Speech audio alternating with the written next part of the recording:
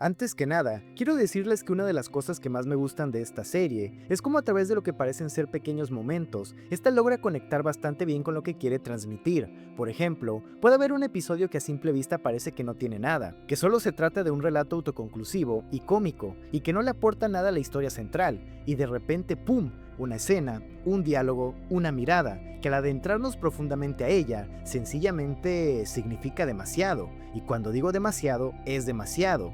Ahora bien, el episodio conocido como el cuarto de Rose es uno de esos episodios que cumplen perfectamente lo antes mencionado, y como veremos a continuación, nos calca de una manera bastante metafórica, gráfica, original, interesante para dejarlo claro, el complejo vacío emocional que siente, y más que sentir sufre, Steven. En el episodio, podemos verlo tratando de pasar tiempo con las gemas, cuestión que no le sería posible, pues estas le dicen que tienen una misión que hacer. Lo más duro para Steven no es esto, sino el hecho de que no puede ir. Recordemos que nos situamos en la primera temporada, momentos en los cuales Steven aún era considerado por las gemas como alguien inexperto e incluso riesgoso. Es interesante cómo Steven se pasa toda la noche jugando, aunque el verdadero trasfondo de todo esto llegaría después, justo cuando las gemas vuelven de la misión y no permiten que Steven observe el final del juego que tanto le costó superar, ya que es justo aquí cuando Steven estalla en ira, una ira que si no estamos en contexto con el pasado e incluso el futuro,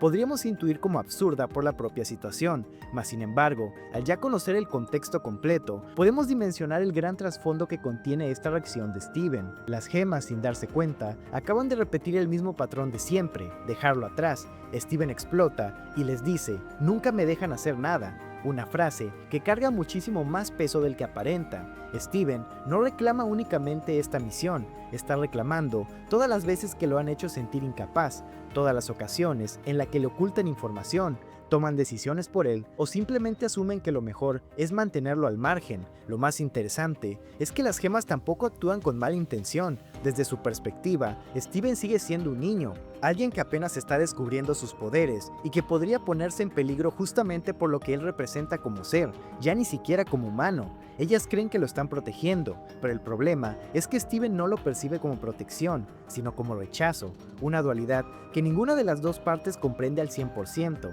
Ahí es donde aparece el vacío emocional de Steven, y esto se puede complementar con muchísimos momentos que no están muy lejos de aquí cronológicamente hablando, como cuando planean toda una misión solo para probar a Steven, engañándolo y teniendo pensamientos diversos al entre comillas fracasar, o la vez en la que al tratar de darle confianza, le terminan generando una prueba que era imposible que no tuviera éxito, esto por más crudo que suene, por el simple hecho de que muy en el fondo, ellas no confiaban realmente en él, o la ocasión en la que él vio a los Robonex Flask de Peridot, y aún entregándose a lo que había visto, las gemas no simplemente no le creyeron, sino que incluso se enojaron con él. Desde la perspectiva de Steven, aunque los hechos cambien, al final la premisa se hace siempre la misma, que no importa cuánto se esfuerce, nunca será suficiente para que confíen plenamente en él, siempre termina al margen de todo, y es justamente lo más peligroso del vacío emocional, que no nace de un solo acontecimiento, sino de la repetición constante de pequeñas experiencias que terminan construyendo una misma idea en la cabeza de una persona. Steven comienza a asociar cada misión de la que es excluido, cada decisión que toman sin él, y cada vez que ponen en duda su palabra, con una única conclusión: no confían en mí, y aunque nosotros como espectadores entendemos que muchas veces las gemas actuaban pensando en protegerlo, Steven no lo ve así.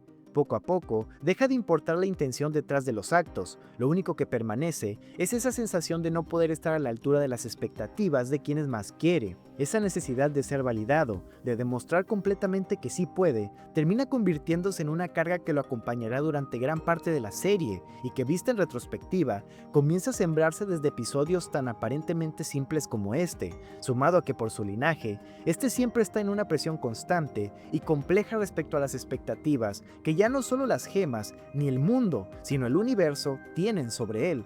Por eso este corto momento me parece sencillamente potente, porque encapsula probablemente el dilema central de toda la serie, y en un momento tan aleatorio como lo es este en la primera temporada, logra comunicar tanto en tan poco. Sin embargo, en cuanto se refiere a este episodio, este momento no es el único que denota justamente el sentido de Steven, ya que lo que viene a continuación de igual forma lo termina comunicando, eso sí, de una manera más sutil, más creativa, e incluso, ¿por qué no?, más oscura también. En medio del enojo de Steven, su gema empieza a brillar, y tanto él como las gemas notan cómo la puerta de la habitación de Rose comienza a abrirse. Las gemas no pueden creerlo. Sin embargo, Steven, en su enojo, cuando descubre que ese es un lugar al cual él puede ir y las gemas no, este ni se lo piensa, se abalanza contra la puerta entrando y dejando a las gemas atrás, prácticamente sin pensar, sin medir consecuencias, todo producto del fuerte sentir que le había provocado el momento anterior. El cuarto de Rose es lo que es, y ahora que la serie ya ha finalizado,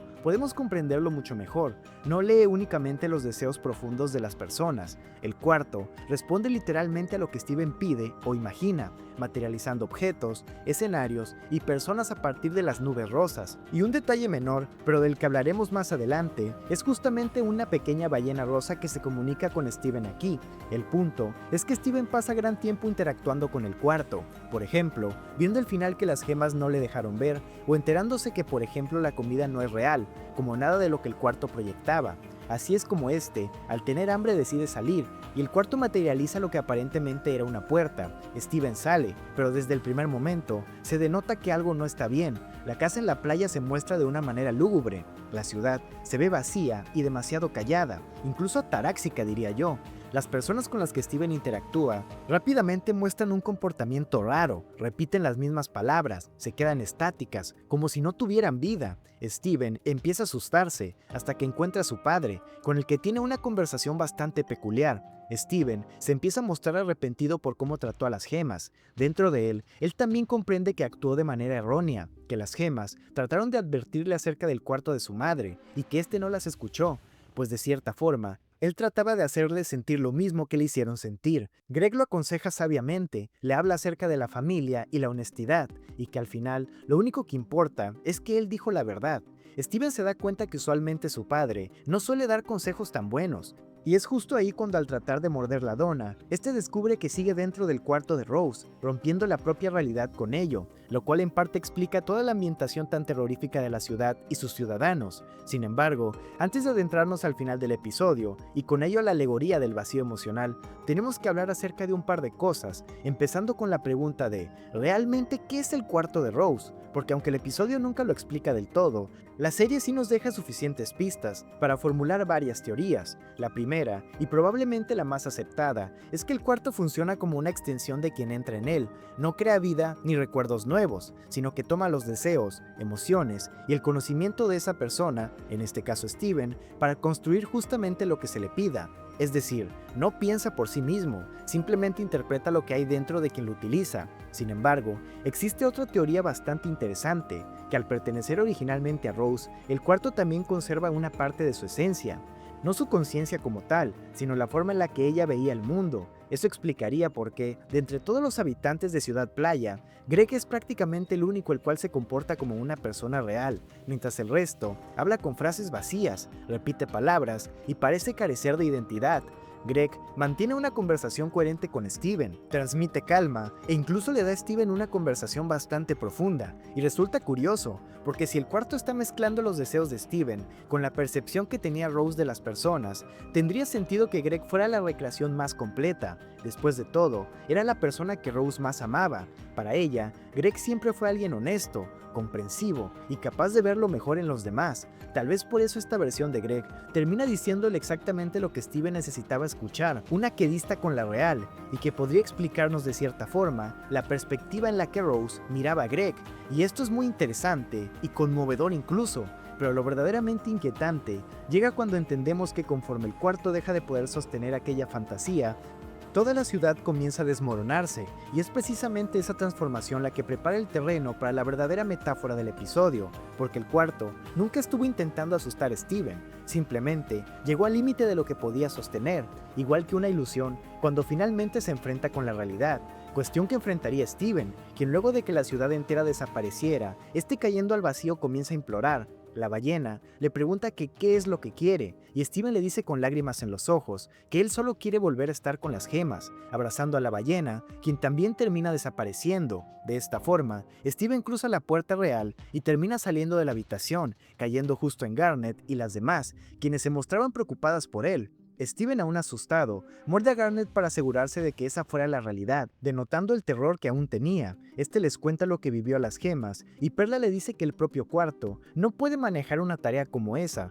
lo cual tal vez explicaría por qué se terminó desintegrando, o tal vez explicaría cómo a su manera el cuarto tiene más poder del que Perla cree, aunque esto se vería reflejado solo a través de las personas correctas, en este caso la propia Rose y obviamente Steven, aunque esto es solo una suposición. Steven le dice a las gemas que entendió que al final las cosas no pueden ser como uno siempre quiere, disculpándose y terminando el episodio con todos jugando minigolf. Sin embargo, antes de terminar, tenemos que hablar sobre dos cosas. La primera sería, ¿qué representa exactamente la ballena rosa? Porque su presencia parece tener un significado mucho más importante de lo que aparenta. Es la primera entidad que recibe Steven al entrar al cuarto, y también la última, que permanece con él cuando todo el mundo se cae a su alrededor. Lo asocio como si fuera el propio cuarto, intentando comprender los deseos más profundos de Steven. Sin embargo, existe un detalle muy interesante. La ballena comparte la misma actriz de voz que hace a Rose, Susan Egan. Esto pudiera llevarnos a pensar que la ballena pudiera no ser simplemente una guía del cuarto, sino una representación simbólica de la propia esencia de Rose dentro de ese lugar, una pequeña parte de ella que aún vive ahí a su manera. Es una teoría, claro, pero considerando ese detalle de la voz, sumado a que la propia Rose siempre se mostró en la serie a través de simbolismos más que nada, no lo sé, pudiera ser algo más que una simple coincidencia.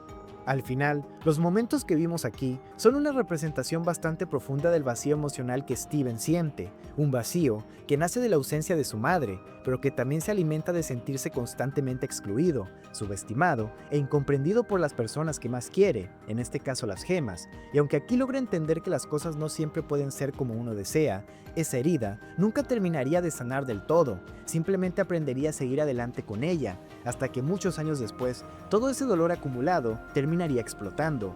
Por eso el mismo cuarto y la ciudad falsa la considero una sutil alegoría del sentir de Steven, el cómo en aquellos lugares familiares para él, tanto la casa en la que vive con las gemas, o las calles que ha recorrido toda su vida, incluso en los lugares donde debería sentirse más seguro, puede experimentar una profunda sensación de soledad, como si en realidad él no encajara en ningún lugar aparentemente falso. Y eso es precisamente lo que hace tan brillante Steven Universe, el mostrarnos que incluso en sus episodios más simples se esconde una profunda capa narrativa, capaz de hablar sobre emociones, inseguridades y conflictos humanos, de una manera que muchas veces pasamos por alto o solo logramos comprenderla cuando miramos en retrospectiva. Si el video te gustó, me ayudarías mucho dando tu like, suscribiéndote para no perderte nada del contenido próximo y comentando qué te pareció o de qué otra cosa te gustaría que hablara. Te invito a adentrarte a todo el contenido del canal, empezando por alguno de los videos que a continuación te saldrán en pantalla. Así que sin nada más que decir, muchas gracias y nos vemos en uno de estos videos. Adiós.